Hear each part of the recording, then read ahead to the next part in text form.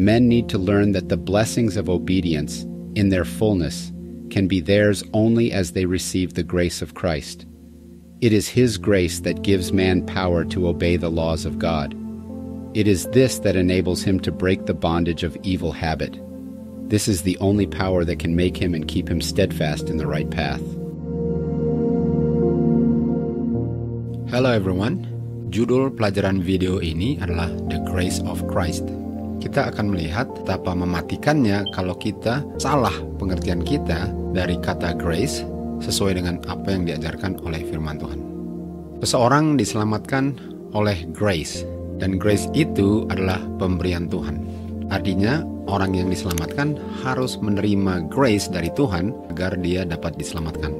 Tanpa grace ini, tidak ada manusia yang akan selamat. Jadi pertanyaannya, grace ini menyelamatkan kita dari apa? Dari apa orang yang diselamatkan ini diselamatkannya? Orang yang selamat diselamatkan dari dosa-dosanya. Siapa saja yang selamat tidak melanggar hukum Tuhan karena dosa adalah pelanggaran akan hukum Tuhan. Dan yang menyelamatkan dari dosa-dosanya adalah Kristus. Kristuslah yang menyelamatkan orang berdosa dari dosa-dosanya. Tiada lain selain Kristus yang mana manusia itu diselamatkan. Sementara kita lihat bahwa yang menyelamatkan dari dosa adalah grace, Kristus pun yang menyelamatkan. Artinya grace-nya Kristuslah yang menyelamatkan, dan yang diselamatkan adalah orang berdosa dari dosa-dosanya. Grace ini miliknya Kristus. Grace ini adalah pemberian Kristus bagi orang berdosa untuk menurut hukum Tuhan, sehingga manusia tidak berdosa lagi. Tanpa grace-nya Kristus, manusia tidak memiliki pengharapan untuk diselamatkan.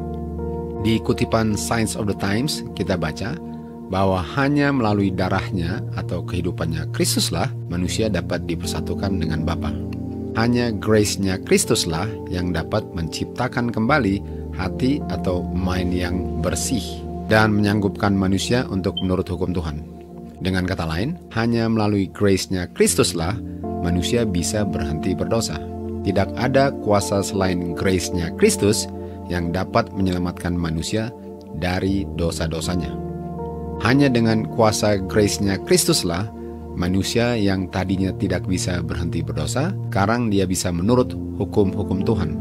Hanya dengan kuasa grace-nya Kristuslah, manusia bisa menang terhadap kebiasaan-kebiasaannya yang tidak sesuai dengan kehendak Tuhan. Grace-nya Kristuslah satu-satunya kuasa yang dapat membuat dia berdiri teguh dan mempertahankan dia di dalam keteguhannya di jalan yang benar. Tidak ada kuasa selain kuasa grace-nya Kristus yang dapat menyelamatkan manusia dari dosa-dosanya. Tidak ada kuasa yang lain selain kuasanya Kristus ini. Kutipan ini mengatakan bahwa dosa hanya dapat ditolak dan ditaklukkan melalui the third person of the Godhead.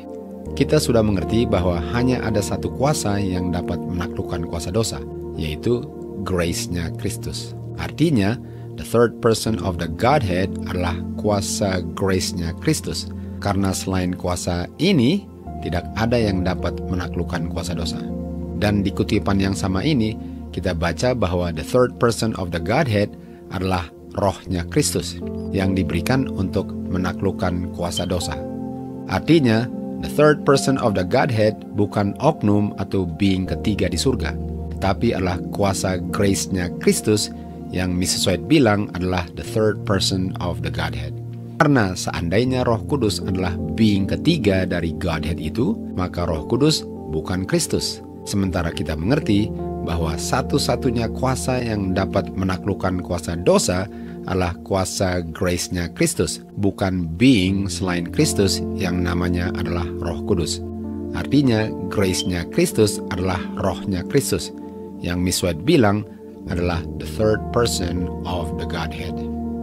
Agar kita dapat mengerti apa yang dimaksudkan di tulisan-tulisan Roh Nubuat, kuncinya adalah tulisan-tulisan di buku Roh Nubuat lah yang menjelaskan dirinya sendiri. Artinya kalau saya mau mengerti apa yang Miss White maksudkan, saya harus baca tulisan-tulisan Miss White, karena tulisan-tulisannya lah yang akan menjelaskan apa yang dia maksudkan. Sebagaimana Alkitab pun menjelaskan dirinya sendiri tanpa interpretasi pribadi. Kuasa grace-nya Kristus yang adalah satu-satunya kuasa yang dapat menyelamatkan orang berdosa dari dosa-dosanya. Dan kuasa itu adalah kuasa Roh Kudusnya Kristus yang adalah the third person of the Godhead. Kita mengerti bahwa penghibur atau comforter itu adalah Roh Kudus. Sementara kita juga mengerti bahwa Roh Kudus itu adalah satu-satunya kuasa ilahi yang dapat menaklukkan kuasa kegelapan. Dan kuasa itu adalah kuasa grace-nya Kristus, bukan being ketiga di surga.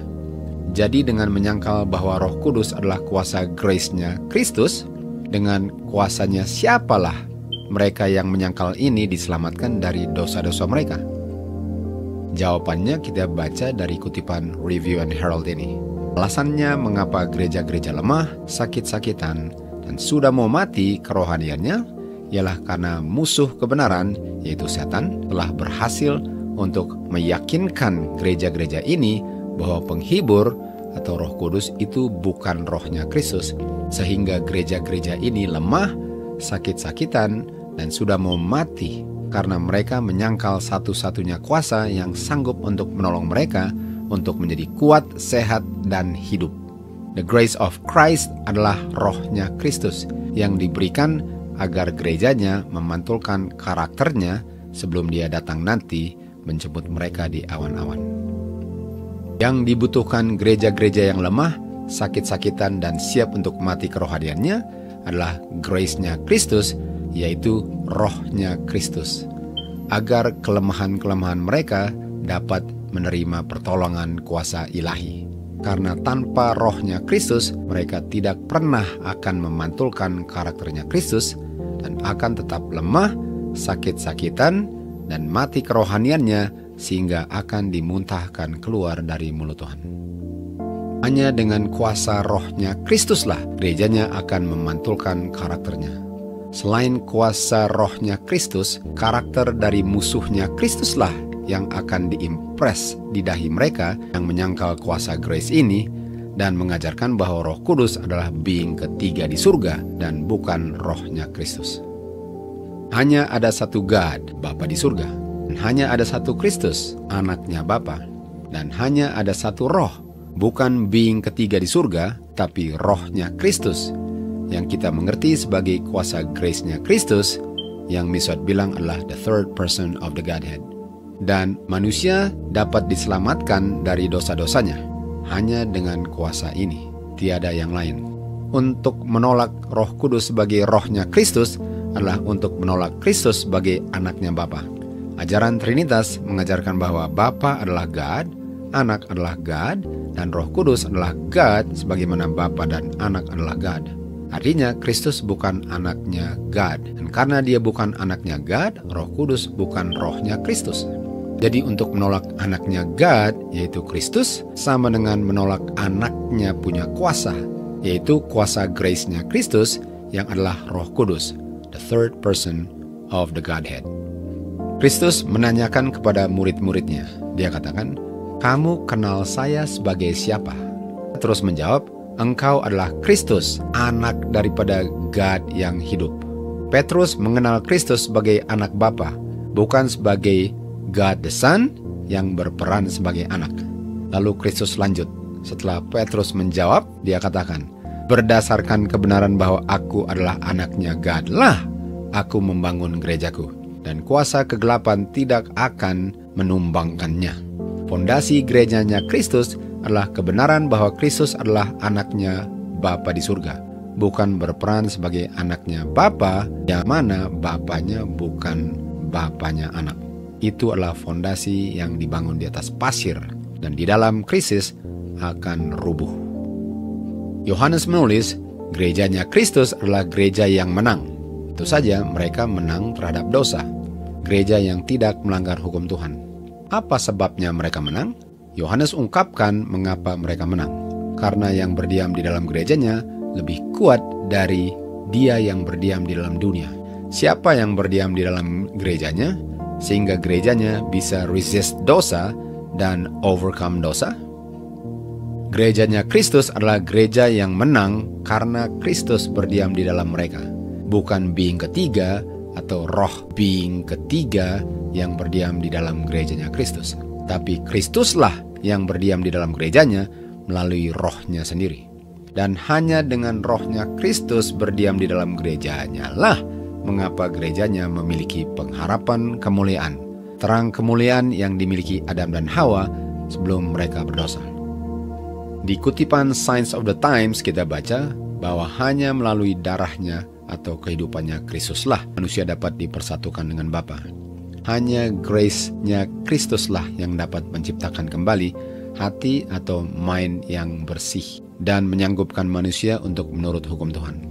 Dengan kata lain, hanya melalui grace-nya Kristuslah manusia bisa berhenti berdosa.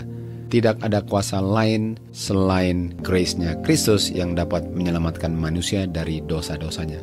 Dan hanya melalui rohnya Kristus berdiam di dalam gerejanya lah mengapa gerejanya memiliki pengharapan untuk dikembalikan kemuliaannya. Kemuliaan yang dimiliki Adam dan Hawa sebelum mereka berdosa adalah kemuliaan yang kehilangan karena dosa. Roma 3:23. Dan melalui rohnya Kristuslah, kuasa grace-nya Kristuslah, Kristus berdiam di dalam manusialah. Melalui rohnya, manusia bisa dikembalikan the image of God. Tujuan rencana keselamatan ialah untuk mengembalikan the glory atau the image of God di dalam manusia yang sudah kehilangan kemuliaannya ini melalui dosa. Kristus katakan, barang siapa mendengar suaranya dan membukakan pintu hatinya, dia bilang, Aku akan masuk dan berdiam di dalam dia. Dengan Kristus berdiam di dalam gerejanya, gerejanya menang terhadap dosa. Bagaimana Kristus pun di dalam kemanusiaannya menang. Yang menang adalah Kristus.